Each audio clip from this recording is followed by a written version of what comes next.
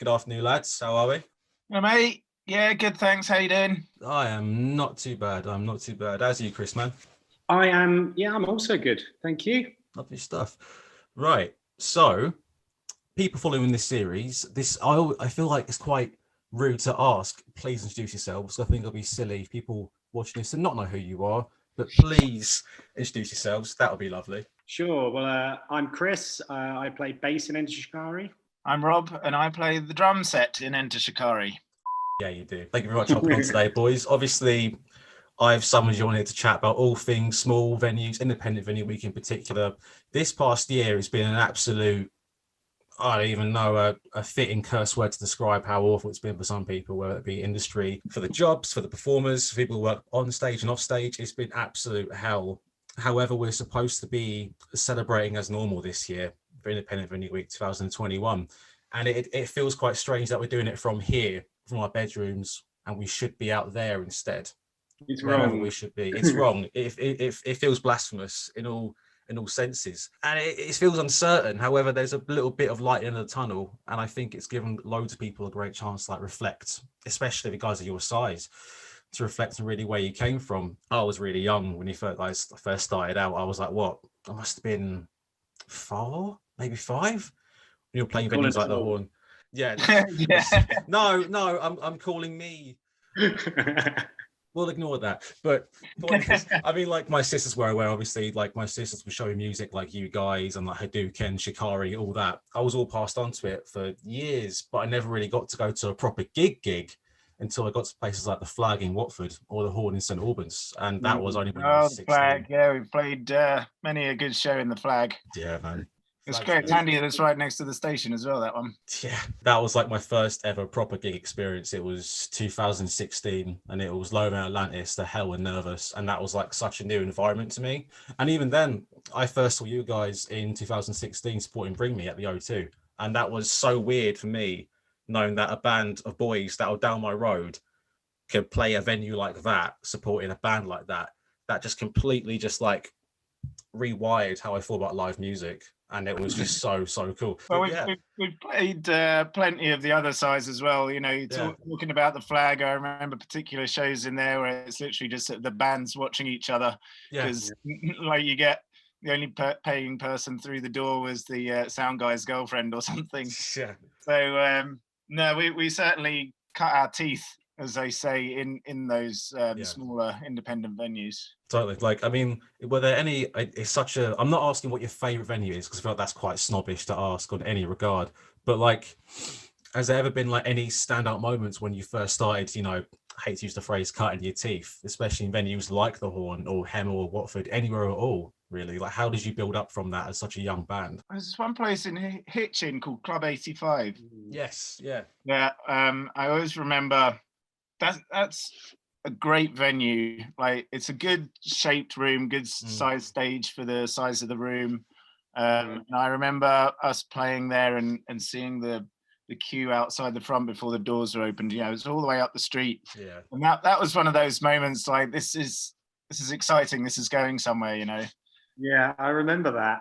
And Hitchin was actually one of the first places where we started gathering like a following. Yeah. And probably more so than even in St Albans, because I remember Raoul saying to me, or just making a joke, going, "Oh yeah, we're big in Hitchin." You know? So I remember it being one of the first places that kind of caught on to us, and I think that was purely because they had a venue like Club 85. Yeah, it has accolades attached to it. I haven't been personally, but I'd like to go after all this is blown, because I haven't seen it ever. It's a great place. It's like you go in and you think you're on a magic mushroom trip. They used to, haven't been there for a few years. They got all these sort of what do you call it, day glow coloured mache sculptures around it. So it's a cool place. It's a great room. There's another one that I think of, Harlow, the Harlow Square. Yes, that was a really cool room, and in fact that was Enter Shikari's first ever gig. Really?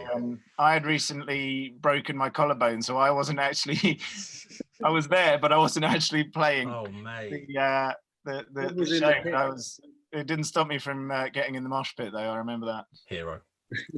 One of the key things missing, and one of the key things we should be celebrating right now, is like, more than anything, a place where you like dance and drink. It's a place where you feel safe and you make friends. As well, it's a real sort of community vibe, especially around those two places in particular. You get the vibe that a lot of those people will go every week, like not just because of there's a band on that they like, because they'll get to see their friends again every week, and it's just sort of a good community hub where people can come and just have a good time, enjoy themselves together.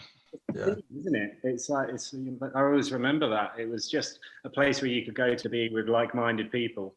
Yeah, totally. Like it again, the word I think everyone's using right now is heartbreaking, because it just feels really rotten being without that in any sense. Like big venue, small venue, like it was so important to so many people. Yeah, that heartbreaking is the right word. Like thinking even before the epidemic started. Yes, yeah. Small grassroots venues were already fighting so hard to stay alive. You know, struggled to get any kind of funding from the council, because the council just want to take over the property and sell it as housing. Pretty much. So it's already a struggle and a labour of love. Like you have to be passionate about doing this thing for the community and for the love of music, to want to do it in the first place. You're never going to make, £1 million off of running a small venue like that. No. And now this hit crippling. Yeah, it's not nice. I mean, like, I think right now, especially with artists, you have to strike a fine line between art and like actually using your voice in more ways than just writing a song. Because I think because art is only so powerful, like you writing a good song isn't going to shake people so hard, especially if they're far down like a rabbit hole of bullshit, where they're actually not going to listen and help you out. There's like such a great line. I mean, like, for even things like crowdfunders and stuff, that makes a difference more so than songs sometimes. I think you guys donated to the Horn one, which is amazing, so thank you for that. Coming so far from that, I mean, like you said, from that moment of Club 85 in Hitchin, seeing people queuing out and going, oh my god, this could be a thing, to playing things like the O2 with like all the production, all the lights, the screens, the sound systems, what else you could ever conjure at this point. Do you ever like reflect on the small venue experience? Do you think about ways you want to bring in elements of the big shows to small venues, or do you have to scale it all back? Like, what would be the big obvious differences, or little ones, when playing big show versus little shows? The one thing that I always hated about the small rooms is the amount of audience that gets up on stage and falls into my drum kit. Like, the amount of people that I had putting their hand over my cymbals to shake my hand in the middle of a gig, and I'm like, I just look at them like holding my stick. Job. Like, what do you want me to do? No, but then it's great sort of being in that intense, sweaty environment, being able to see the whites of people's eyes. You can really sort of engage with them on a level that's more difficult in the big rooms. So when we playing the big rooms, we stretch ourselves as much as possible to try to get that contact, that kind of that small room feeling, whether it's with sort of creating another secondary stage in the middle of the audience, or like one of the Chris, Rory or Raoul going out into the crowd with the guitars, or sort of getting that real interaction with the audience is always something that we've really worked on quite a lot. Yeah, I think that's the main thing that we really learned from doing the small shows. We learned so much about interacting with the crowd, or when something's gone wrong, how to not freeze up and just like moon, or so really we've taken all of that, and that's really helps when you then go on to the bigger stages, because like Rob says, it does feel like there's a big separation. But that is the key thing that you need to take from it, is the interaction with the crowd, and that you can actually make it feel like a smaller place if you've had the experience of doing these small places. Totally. Say you would play a smaller venue, and like maybe there's a local band in the crowd, or maybe there's an opportunity where a local band gets to support you. Like there's a weird like passing of the torch moment where like you inspire someone, and I think it's just so like vital as well. I don't know, I'm not sure where I'm going with that. That was a tangent. But I mean we supported quite a few of like our our heroes growing up, because we were really influenced by our local scene, So the bands we were really influenced by, we had a chance of playing with, and for us it just meant the world. And they weren't big shows, they were like, like at the Horn or something like that. But for us to be able to play with Sixth or Aconite Thrill or Cry for Silence or some of these bands that we really grew up on was incredible. Beyond that as well, so when we got to the bigger stage and we were supporting much bigger bands, the likes of the Prodigy, the tour we did with them, then we're taking a lot of influence from that as well, but sort of quite different. We saw their production and thought, oh fucking hell, we thought our production was good. This is okay, this is what we got to aim for. Take notes of this.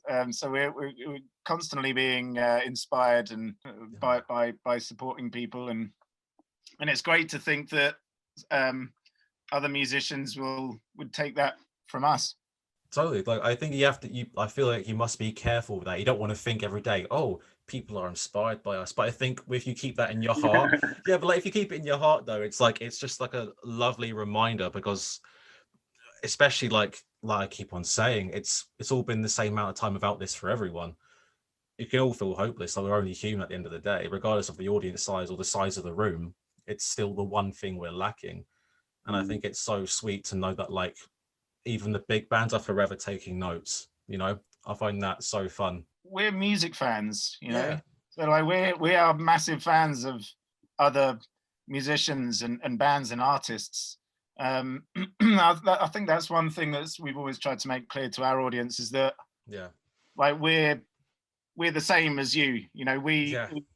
We love and get inspired by music, and the thing that's pushing your button now also pushes our buttons. We're very similar. Like, I think a lot of bands sort of try to detach themselves from their audience, kind of rise above them or be seen like that. But I think we tried to do the opposite and show people what really sort of connects us and makes us the same. I mean, again, referencing that moment you said in Club 85 when you saw the people lining up, and keeping in heart that at the end of the day, like, obviously it's nice to make money out of it. It's great to say this is my job, but like at the start, it's always just about like, you want to do it because you're not going to make any money out of it for a long time.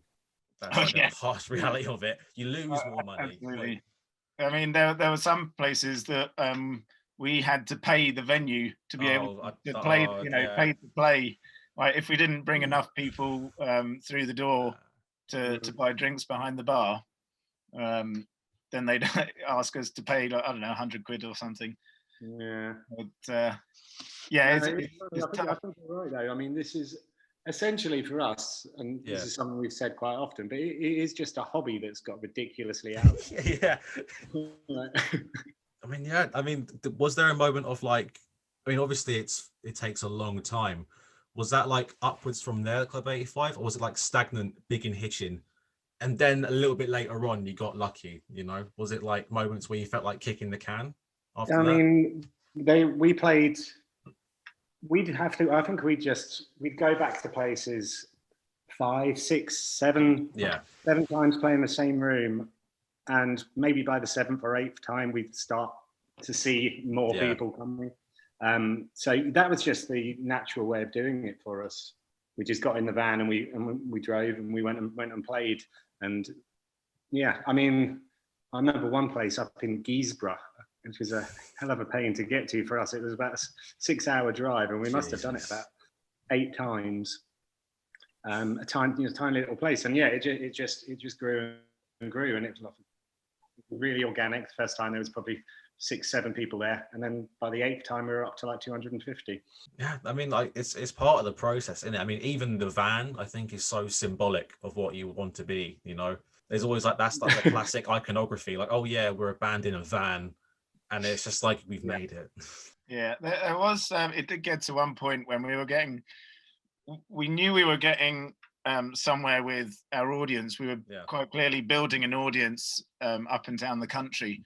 It was trying to get the industry to take notice of us that was the really difficult bit. Like, we must have sent out 300 demo CDs and just no one got back to us. And it was only, I remember it ended up being a bit of a joke where we'd have guest list and there'd be every especially every London show, there'd be 4 or 5 industry names on the guest list, and none of them would show up. Like it just obviously, they just never turned up, and it, like I say, we got to being a bit of a joke. Obviously, they didn't turn up until one day they did. Until one day we were playing the Barfly in Camden. Oh, mate. We didn't know it, but standing at the back of the hall was this guy Ian, who's now been managing us for the last 12 years or however long it's been. And that was a big step. That was the most noticeable jump, I think, when we signed our first publishing deal. Met Ian, and he introduced us to Rad, who's been booking our European shows for the last 12 years. That was when it really stepped up, because that's when we got our first festival slot as well, which was Download. But that's when we started seeing the next step. I guess that kind of ties into like one of my last 2 quite generic questions to ask any band ever. When it comes to moments like that, when like you're constantly it feels stood up and ignored, especially for like smaller bands who want to keep working, how do you not lose spirit? Like, how do you market yourself? How do you just keep pushing? How do you not go completely mad and completely broken all this? Like, what was something that kept you going personally?